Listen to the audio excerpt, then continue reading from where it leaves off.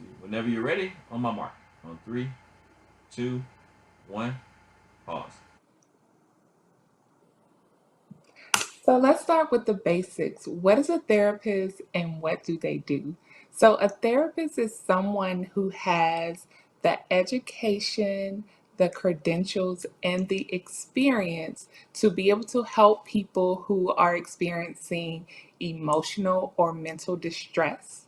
And so, what a therapist actually does is they use those clinical skills mostly all therapists at least have a master's degree. So these are master level trained clinicians who have at least 3,000 hours. Most have even more than that, 3,000 plus hours of experience in helping people navigate, again, these mental or emotional distress, and they will provide this in several different settings, whether it is in private practice, community mental health, hospitals, and sometimes integrated healthcare, right?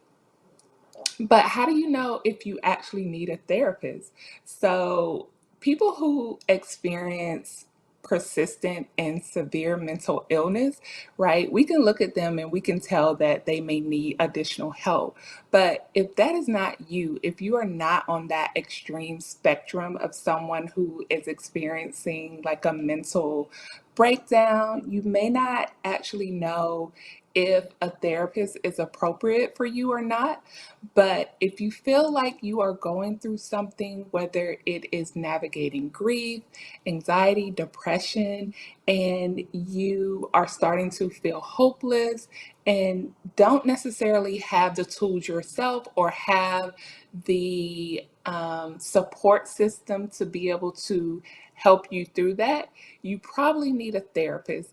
And so when I say the support system, it's different, right? When we are talking to our family and friends, because it's hard for them to be able to separate that friendship or that love that they have for you and truly give you an unbiased opinion. But therapists don't necessarily just give opinions, right? So therapists again use that clinical knowledge, that experience, that expertise that they have to be able to help you through those difficult times. And so while a therapist is able to hold space for you, a friend may not be able to do the same. So if you are experiencing, again, any of that mental distress, emotional distress, feeling numb, or, sometimes we have good things that happen in our lives and we may be the first ones to actually experience that, and you can't talk to your friends or your family because you're the first one who have had this experience. So you may want to seek a therapist in this instance too. And this could go for um, marriage or couples counseling, individual therapy, group therapy. If you're navigating something such as substance use disorders, there are so many avenues of therapy that you can seek help for. And while we're on the subject, let's talk about the different types of therapists, right? And so we all know the traditional therapists that we see on TV or we see in the media. It does not look the same anymore. So it's not the typical you going to a psychiatrist's office and laying on the couch and spilling all of your tea, right? That just isn't practical in today's society. First, you want to understand the different types of therapists. And so you could have a licensed clinical social worker. I'm a licensed clinical social worker. And as a social worker, that does not mean that I'm taking away your kids. So social work and social worker in certain states are protected titles, in certain states it is not. So clinical social workers also are therapists. And so social workers have strong clinical background, and they actually are really big on advocacy. So if you're someone who, may be experiencing something where you need advocacy skills, or you are in a community setting, a lot of times you will see a licensed clinical social workers. LCSWs is what they're typically called depending on the state. So with an LCSW, or licensed clinical social worker, you can find us in many different settings, but you may also see a licensed professional counselor, an LPC, or a marriage family therapist, MFT, a psychiatrist, a psychologist. So on the master's level, we have the LCSWs, the LPCs, the LMFT, the licensed marriage family therapist. So anyone who is a therapist and is actually qualified and clinically trained to see clients or to see patients at least has a master's degree. Many of us go on to pursue a doctorate. So I'm a LCSW who also happens to have a doctorate in behavioral health. Now, other therapists may hold a PhD or a PsyD. Um, with a PsyD, you usually see that with our psychologists. And so psychologists are doctorate level therapists, and mainly they will provide a lot of the general testing. So testings for maybe like ADHD, or um, more intensive testings that you may find. So if you have maybe concerns with like autism or other neurodivergent disorders or cognitive disorders, you may go to a psychologist and they will do that testing. And they also provide that therapy. So maybe that weekly or bi-weekly sessions that you traditionally see like in the media. Now, with a psychiatrist is essentially a medical doctor who has specialized training in mental health. And so, a psychiatrist, for the most part, would do medication management. And so, your master's levels clinicians in most instances do not have privileges to write prescriptions. So you will find this with some psychologists and psychiatrists.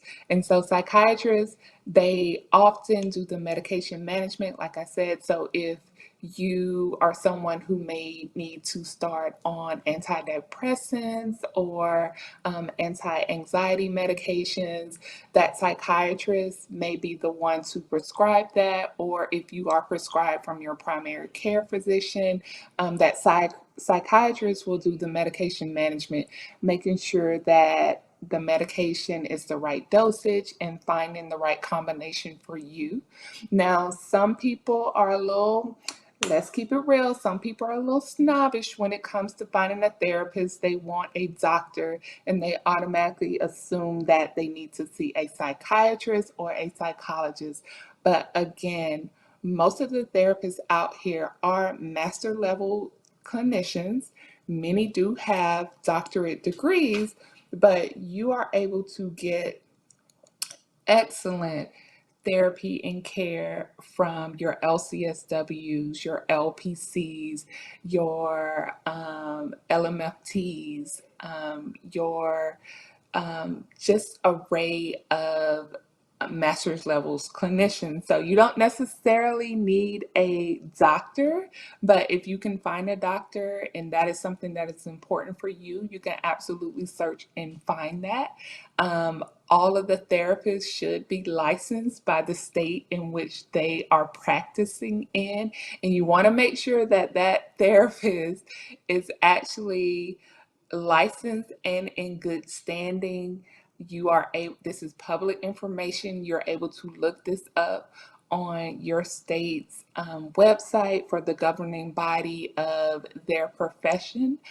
So that is something that you also want to check in and just see, because people lose their license, and we like to think that everyone is performing at the highest level of ethics, but this is really about you doing your due diligence and making sure that you are finding the right person, the right type of therapist for your specific needs. So if you need medication management, you want to start thinking about a psychiatrist. If you need some type of testing, clinical testing, ADHD, autism, something of that nature, learning disorders, you want to go for a psychologist or a therapist who is specifically trained in doing that testing.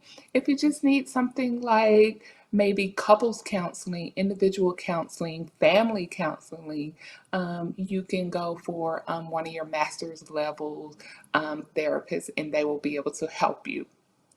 So I know that was a lot of information, and you're like, well, where do I find this therapist at? Like all these therapists, all these different types of therapists, but how do I go about finding one? So, first, I want you to think about, how do you find anything else that you need, right? Google is your friend. So you can search the internet and find just about anything. But again, you want to make sure you are searching searching sites that you can actually trust. So there are so many different directories. Um, for Black women, we have special directories. So there is therapy for Black girls. If you have heard of Dr. Joy, she has built this amazing platform called Therapy for Black Girls. It is a directory of therapists who specifically serve Black women and women of color. We also have Clinicians of Color directory, another directory of verified therapists who actually pay to be on these directories and are truly vetted to make sure that they are one license. So they verify license, they verify information, and make sure that these people are operating ethically. And so you can check out Clinicians of Color.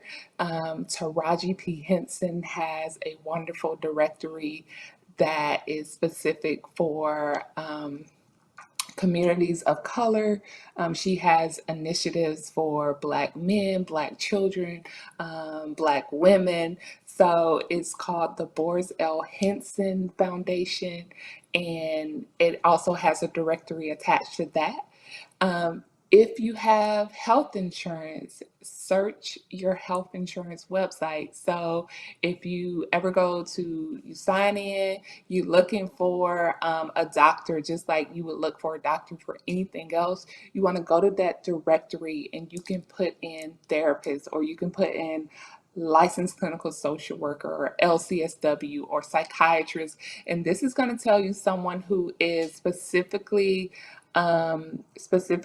in network with your plan. So if that is something that is important to you, to have your insurance cover that, you may want to start with your directory. Now, if you're looking for a therapist of color, someone who looks like you, so you ain't got to explain all the nuances of being us, because we know that there are nuances and you don't want to take the time to have to explain every little thing. You can ask your insurance company, can you filter this to find me a Black therapist, a Black female therapist, a Black male therapist, whatever it is that you want. There are different categories that you can be able to kind of filter and find in those directories. And here's a big one, word of mouth. Now, while I would not suggest that you have the same therapist as your best friend, your mama, your cousin, your sister, your friend, and all of them, you can really get some pretty good information about who a good therapist is, or even that practice. So if if your sister's therapist is a part of a group practice, maybe you don't want to get her therapist, but it may be another therapist within that practice who may be a good fit for you. um, Searching online. Everybody has a social media presence now. There is a such thing as therapy TikTok, Black therapists of TikTok, of Instagram, and Facebook. But again, you want to make sure you vet these people. Just because they're out here making TikToks and videos does not necessarily mean that they are a licensed therapist. Which brings me to my next point. What is the difference between a licensed therapist, a mental health coach, and a mental health advocate, right? So, we already talked about TikTok and social media, and everybody's out here giving out mental health advice. And sometimes I just want to scream because half of the stuff people say out here is wrong, wrong, wrong, and dangerous, right? So, we can see how quickly, something can take off in social media. It may be trendy, it may brief well, it may be cute, it may be funny, it may even be relatable, but is it correct? So while you may connect with someone on social media who claims to be a therapist, you need to go check them out. What we say, we love receipts. So go to go to their website, go to the state website of their licensing board and look them up because it will show their license. It will show if they have ever had any disciplinary actions, and just kind of be mindful of those things.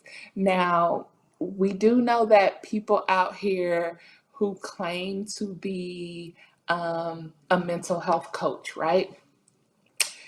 And I'm gonna choose violence today because as a licensed therapist, and we always make this distinction, as a licensed therapist, I can coach, but a coach cannot do what I do, right? A coach, unless they have the 3,000 plus hours, a master's degree, supervised experience, passed a clinical licensing exam, paid those fees, went out here and did and did the paid their dues, they can't do what I do, boo, right? So you want to be careful. Anyone can call themselves a coach, and there is space for coaches, but when it comes to like your mental health, do you do you really want a coach? Do you really need a coach, or do you need someone who is licensed, someone who is governed by a board of ethics? That's important, right? So when you go to a therapist who is licensed and who has to answer to a board of ethics, there are certain privileges you are going to get as a patient. It's called patient client confidentiality.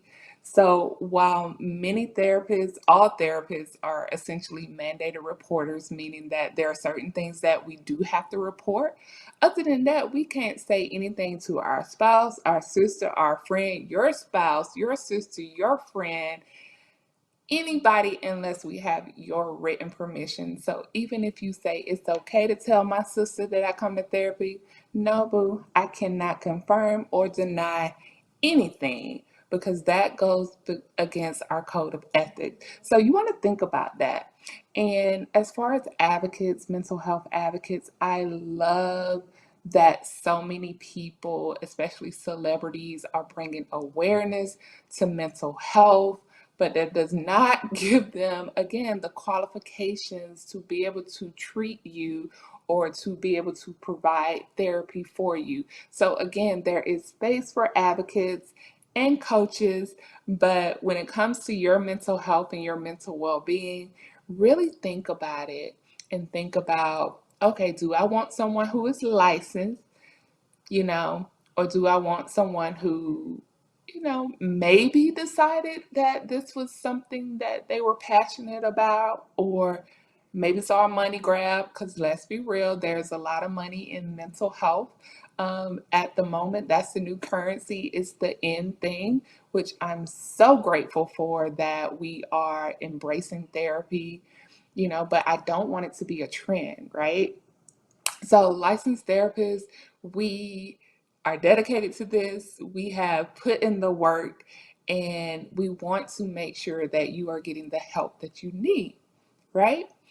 So, what questions should you be asking a potential therapist? So, when you go to a therapist or when you're searching for a new therapist, I want you to treat this like you matching with your spouse. Like you out here looking for your guy, your girl, your person. You looking for your person. So, you're looking for your therapist. I want you to ask some questions. What do you want to know? Now, you don't need to know like all of their stuff, right? But what are the questions that are important to you? So maybe what is your experience? How long have you been doing therapy? What is your therapeutic style? Do you have experience in XYZ?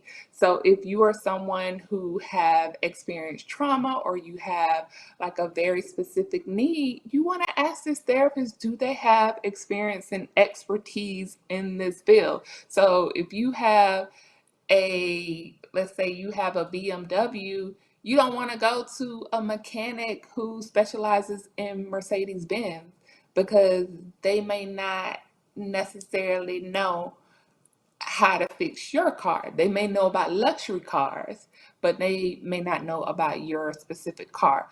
So you want to ask these questions. Um, you know, it is a back and forth. Again, this is going to be one of the most important relationships that you do have, other than like your spouse and your children. Like, you really want to make sure that it's a match for you. As a therapist is going to be ensuring that you are a match for them. So a therapist may not be equipped to handle your specific needs, and that is okay. It is far better for them to be like, you know what, I don't have the knowledge and expertise to help you. Let me refer out to someone else. That's a good thing. That is not rejection.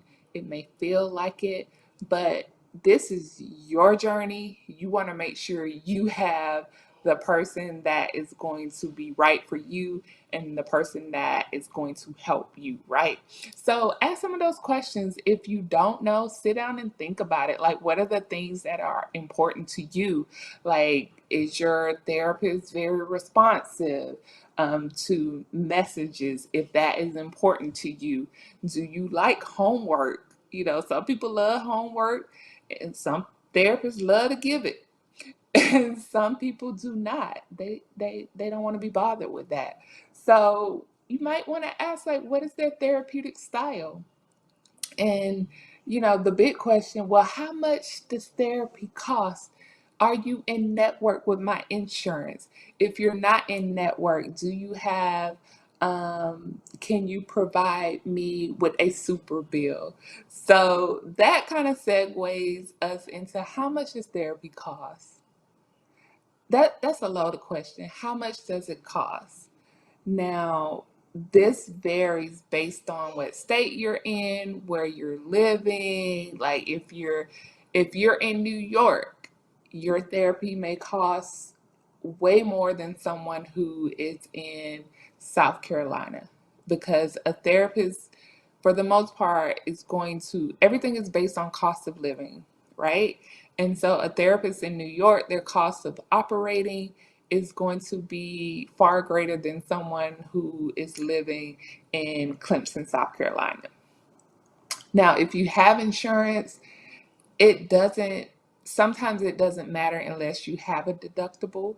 So with insurance, just know if you are using your insurance, and here's the caveat, a lot of therapists do not like to take insurance because it is a hassle.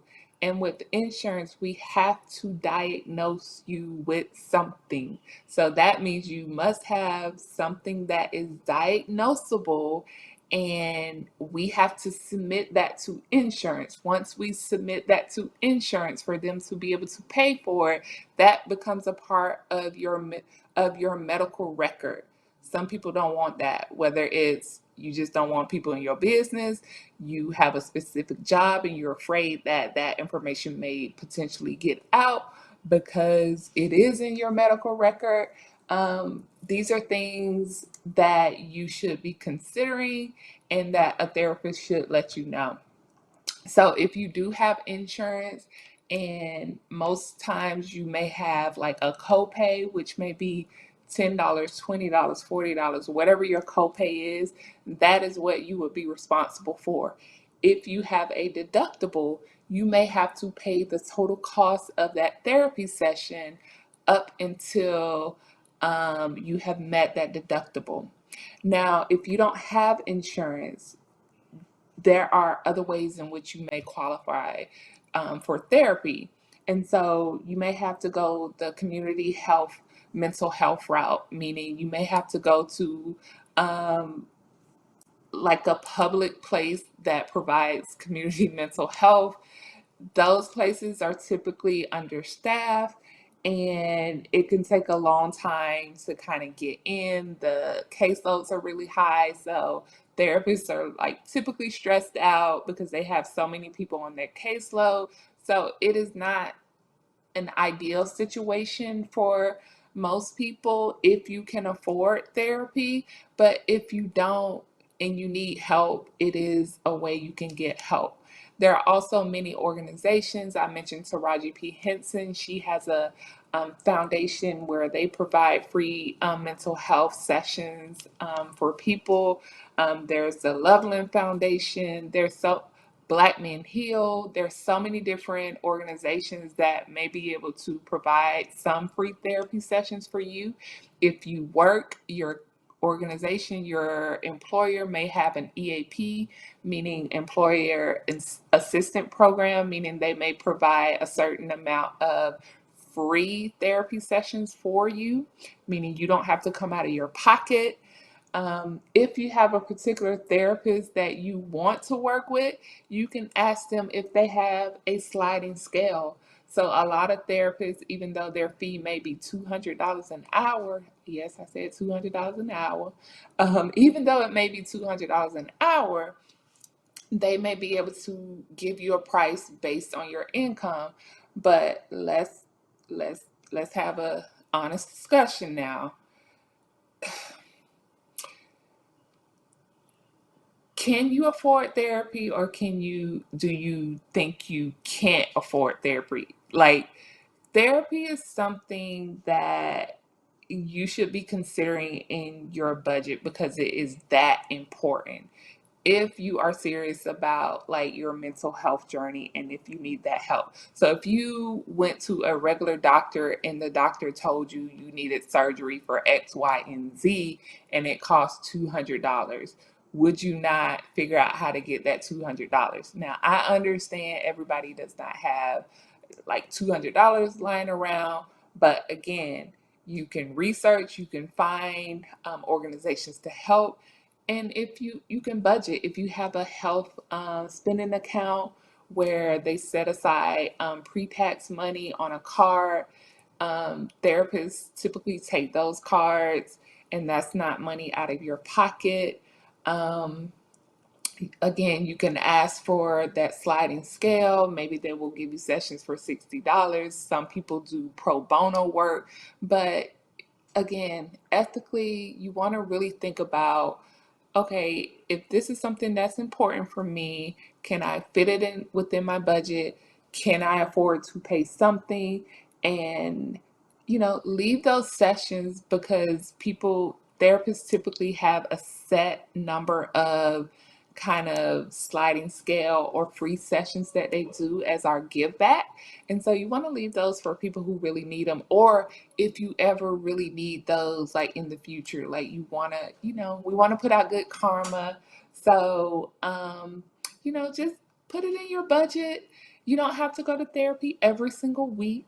um But yeah, utilize those resources that you have with your job, community resources, and advocating for yourself, right? And so those are the basics of how to pick a great therapist for you, how to match with that right therapist for you.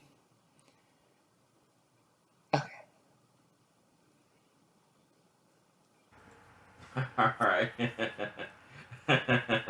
So you I done. know. I was like, what the hell? I can work with that, but that was great. I was, and I'll stop it there.